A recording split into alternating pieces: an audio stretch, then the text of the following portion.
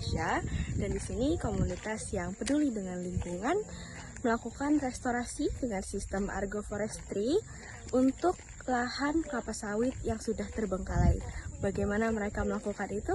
Simak video ini ya. Apa ya yang negara bisa lakukan dengan lahan sawit yang terbengkalai? Jawabannya aku temukan saat melakukan ekspedisi ke daerah kota tinggi Malaysia. Kolektif yang mulai bergerak sejak 2020 ini membeli lahan sawit monokultural terbengkalai dan secara progresif mengubahnya menjadi hutan. Lahan yang monokultural tentunya menguntungkan bagi pengusaha karena semakin banyak pohon yang bisa ditanam. Namun, akibatnya biodiversitas dalam ekosistem alam jadi terganggu dan dapat memutus simbiosis rantai makanan yang selama ini terjadi.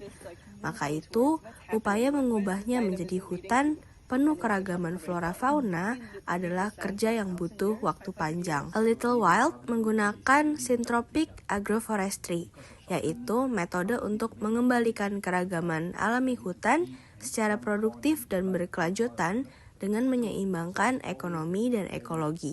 But here we have in syntropic agroforestry a chance for us to combine agriculture and forestry together. Agroforestry. We have a chance to do that together. So all of a sudden it's not economy or ecology anymore. But we have to all take a step back and say, what is real economy? What do I really need? Not just what I want. Every farm should be a forest. Every forest should be a farm. And that is what it used to be. The orang asli, you ask them, where is your farm? Where is your forest? Same place.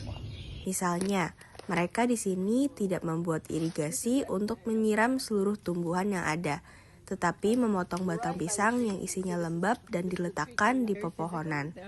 Mereka juga sekaligus mengelola usaha agrikultural, baik secara langsung seperti buah-buahan atau tanaman, maupun diproses terlebih dahulu menjadi sambal atau selai buah. Yang paling menarik untukku adalah bagaimana metode ini juga membentuk pola pikir bahwa hasil alam bukanlah milik manusia saja, melainkan juga hewan dan makhluk lainnya.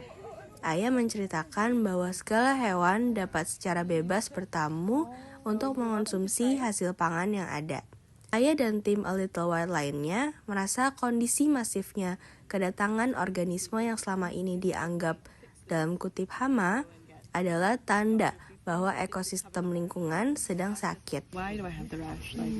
Why does the coffee have this bug? Why is the leaf getting eaten? What does it need? Is it water? Is it sunlight? Too much? Too little? What's happening around it? Is it dry?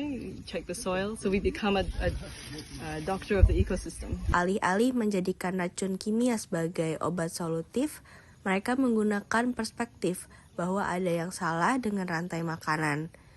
Tikus yang banyak berdatangan misalnya hanyalah petunjuk bahwa kuantitas predatornya seperti ular atau burung hantu dalam ekosistem itu tidak cukup seimbang dengan kuantitas tikus yang ada. A Little Wild adalah contoh gerakan kolektif berbasis swasta untuk mengembalikan hutan dari lahan sawit terbengkalai yang dapat ditiru oleh negara kita.